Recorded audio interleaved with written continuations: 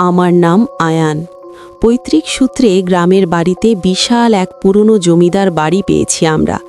বাড়ির এক কোণে একটা অন্ধকার ঘর ছিল, যা গত 50 বছর ধরে তালাবন্ধ। পাড়ার মুরব্বীরা বলতেন ওই ঘরে আমাদের পূর্বপুরুষেরা কোনো এক অবাধ্য জিনকে বন্দী করে রেখেছিলেন। কৌতূহলবশত একদিন আসরের নামাজের পর আমি সেই ঘরের তালা ভাঙলাম। ভেতরে ধুলোবালির মাঝে রাখা একটা পিতলের সিন্দুকটা খুলতেই তার ভেতর থেকে অদ্ভুত এক সুগন্ধ বের হলো, আতর আর পুরনো কাগজের মিশ্রণ।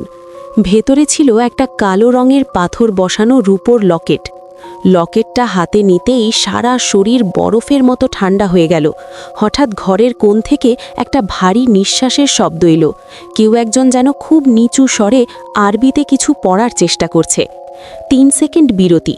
আমি টর্চ জ্বালাতেই দেখলাম দেওয়ালের ছায়ায় এক বিশাল অবয়ব দাঁড়িয়ে আছে, যার চোখ দুটো আগুনের গোলার মতো জ্বলছে।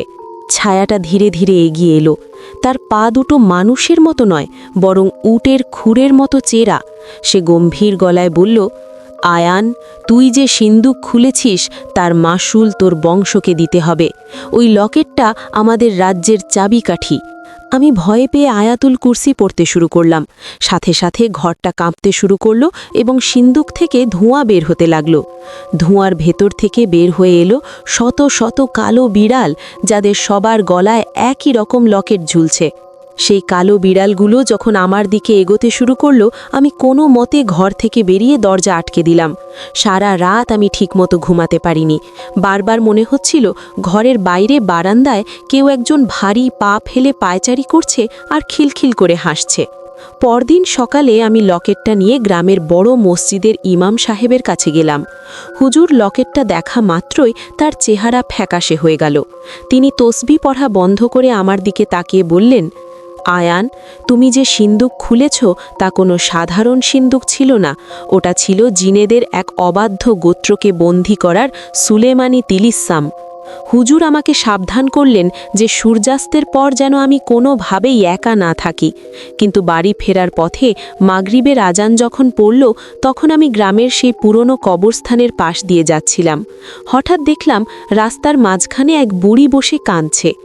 আমি যখন তাকে সাহায্য করতে গেলাম, বুড়িটা তার মুখ তুলল। কি, তার মুখের চামড়া ঝলে পড়েছে আর নাকটা একদম নেই। সে খ্যাক খ্যাক করে হেসে বলল, লকেটটা আমাকে দিয়ে দাও বাবা, ওটা আমার ছেলের কলিজা। 3 সেকেন্ড বিরতি। মুহূর্তের মধ্যে বুড়িটা একটা ধোঁয়ার কুণ্ডলী হয়ে আমায় জাপটে ধরল। আমার পকেটে থাকা লকেটটা হঠাৎ প্রচণ্ড গরম হয়ে উঠল। আমি যন্ত্রণায় চিৎকার করে উঠলাম। ঠিক তখনই আমার কানে এলো এক গম্ভীর কণ্ঠস্বর, আয়ান, পালাও, ওরা তোমাকে জ্যান্ত কবর দেবে। 2 সেকেন্ড বিরতি। আমি তাকিয়ে দেখলাম কবরের ভেতর থেকে পচা হাতগুলো বেরিয়ে এসে আমার পা টেনে ধরছে। মাটির নিচ থেকে আসা সেই পচা হাতগুলো যখন আমার পা প্রায় কবরের ভেতর টেনে নিয়ে যাচ্ছিল, ঠিক তখনই বাতাসের বেগে কেউ একজন সেখানে এসে দাঁড়ালো। তাকিয়ে দেখি মসজিদের সেই ইমাম হুজুর। তার হাতে একটা পুরনো চর্ম কাগজ আর মুখে তখনও ক্রমাগত সূরা পাঠ চলছে। হুজুর তার হাতের লাঠিটা মাটিতে সজোরে ঠুকলেন। সাথে সাথে এক বিশাল ঝোড়ো হাওয়া বইতে শুরু করল।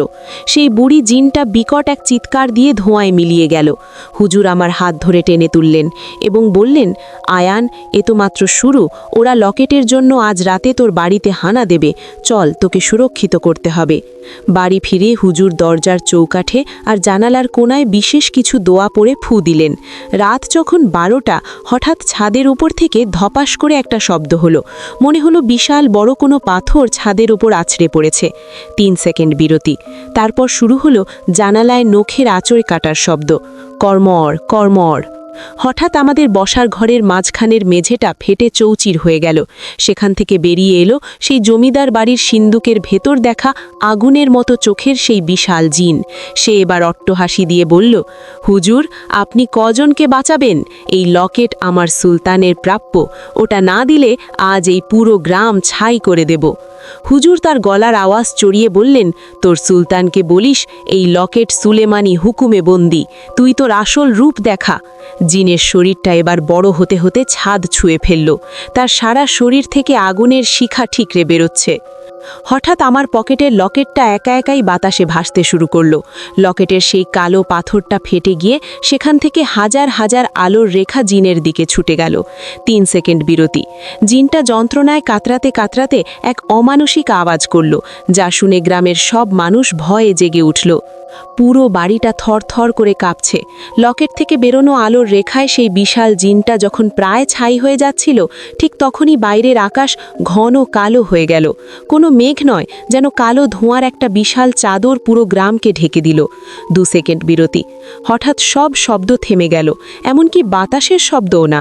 হঠাৎ দরজার বাইরে থেকে এক ভারী পায়ের আওয়াজ শোনা গেল। খট খট খট। প্রতিটা পদক্ষেপে মাটি কেঁপে উঠছে। হুজুরের তসবিটা হঠাৎ ছিঁড়ে মাটিতে পড়ে গেল।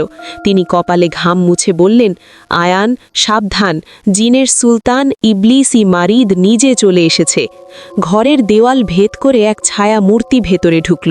তার মাথায় সোনার মুকুট, কিন্তু মুখটা একটা ভয়ঙ্কর মহিষের মতো। তার গলার স্বর যেন পাতাল থেকে উঠে আসছে। সে বলল, হুজুর, আপনি এক সামান্য মানুষের জন্য আমার সেনাপতির প্রাণ নিলেন। আজ এই লকেট আর এই ছেলের প্রাণ দুটোই আমি সাথে নিয়ে যাব। হঠাৎ সুলতান তার হাত তুলতেই ঘরের আসবাবপত্র সব বাতাসে উড়তে শুরু করল। হুজুর দ্রুত মেঝেতে একটা সুরক্ষা চক্র বা হিসা রাখলেন এবং আমাকে তার ভেতরে বসতে বললেন। 3 সেকেন্ড বিরতি। সুলতান এক অট্টহাসি দিয়ে এক ঝাঁক আগুনের বল আমাদের দিকে ছুঁড়ে মারল। সুরক্ষা চক্রে লেগে সেগুলো আতশবাজির মতো ফেটে যাচ্ছে। হঠাৎ সুলতান তার জাদু মন্ত্রে আমার মৃত বাবার অবয়ব তৈরি করল।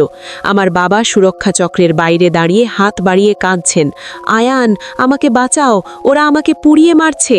আবেগের বশবর্তী হয়ে আমি হিসারের বাইরে পা দিতেই সুলতানের সেই বিশাল হাতটা আমার গলা টিপে ধরল। সুলতানের নখগুলো আমার চামড়া ভেদ করে ভেতরে ঢুকে যাচ্ছে। সে আমায় শূন্যে তুলে ধরল। 3 সেকেন্ড বিরতি।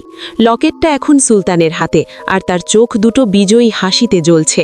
হুজুর চিৎকার করে উঠলেন, আয়ান, চোখ বন্ধ করিস না, সূরাটা শেষ কর। সুলতানের লোহার মতো শক্ত হাত আমার গলা টিপে ধরেছে। আমার চোখের সামনে সবকিছু ঝাপসা হয়ে যাচ্ছে। সুলতান তার অন্য হাতে লকেটটা উঁচি করে ধরল। লকেটের কালো পাথরটা থেকে বেরোনো কালচে ধোঁয়া সুলতানের শরীরে ঢুকে তাকে আরও বিশাল করে তুলছে। ঠিক সেই মুহূর্তে হুজুর তার ঝুলি থেকে এক মুঠো পবিত্র মাটি বের করলেন। তিনি উচ্চস্বরে চিৎকার করে বললেন, হে অবাধ্য জিন, তুই আল্লাহর হুকুম অমান্য করেছিস, এবার তোর ধ্বংস অনিবার্য।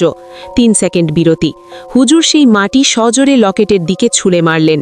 মাটিটা লকেটে লাগার সাথে সাথে এক নীল রঙের বিস্ফোরণ হলো। সুলতান যন্ত্রণায় চিৎকার করে আমায় ছেড়ে দিল। আমি মেঝেতে আছড়ে পড়লাম। 2 সেকেন্ড বিরতি। হুজুর আমাকে ইশারায় বললেন, আয়ান, লকেটটা তুলে নিয়ে ওই আগুনের সিন্ধুকে ফেলে দে, একমাত্র ওখানেই ওটা ভস্মীভূত হবে। আমি টলটল করে লকেটটা ধরলাম। সুলতান আবার ঝাঁপিয়ে পড়তে চাইল, কিন্তু হুজুর তার হাতের লাঠি দিয়ে মাটিতে এক অদৃশ্য দেওয়াল তৈরি করে দিলেন। 3 সেকেন্ড বিরতি। আমি শেষ শক্তিতে লকেটটা নিয়ে সিন্ধুকের ভেতর ছুঁড়ে মারলাম, আর সাথে সাথে সিন্ধুকের ঢাকনা বন্ধ করে দিলাম। সাথে সাথে এক পৈশাচিক চিৎকার দিয়ে পুরো ঘর ধোঁয়ায় ভরে গেল। সুলতানের শরীরটা মোমের মতো গলে গলে মাটিতে মিশে যেতে লাগল। 2 সেকেন্ড বিরতি। তার সেই আগুনের চোখ দুটো নিভে যাওয়ার আগে সে অভিশাপ দিয়ে গেল, আয়ান, লকেট শেষ হলেও আমাদের নজর তোর বংশের ওপর চিরকাল থাকবে। ভোরের আজান কানে আসতেই সব কিছু শান্ত হয়ে গেল। সিন্দুকটা এখন শুধু কয়লা হয়ে পড়ে আছে। হুজুর আমার মাথায় হাত রেখে বললেন, তুই আজ বেঁচে গেলি বাবা, কিন্তু মনে রাখিস, শয়তান সব সময় সুযোগের অপেক্ষায় থাকে। 3 সেকেন্ড বিরতি। আমি যখন সিন্দুকটার দিকে শেষবার তাকালাম, দেখলাম কয়লার স্তূপের ভেতর একটা ছোট্ট বিড়ালের বাচ্চা আমার দিকে তাকিয়ে এক অদ্ভুত হাসছে।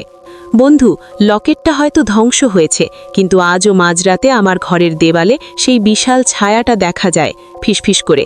আপনার বাড়ির কোনো অন্ধকার কোণেও কি এমন কোনো ছায়া লুকিয়ে নেই তো? একবার তসবিহ হাতে নিয়ে চেক করে দেখুন। বন্ধুরা, আজকের এই হাড় হিম করা গল্পটি আপনাদের কেমন লাগলো তা কমেন্ট করে অবশ্যই জানাবেন।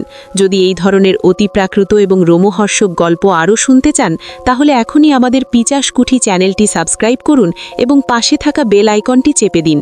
আপনাদের একটি লাইক এবং শেয়ার আমাদের নতুন নতুন সব রহস্যময় গল্প নিয়ে আসতে অনুপ্রাণিত করে। আমাদের সাথে থাকুন, সাবধানে থাকুন, কারণ অন্ধকার কিন্তু আপনার আশেপাশেই আছে।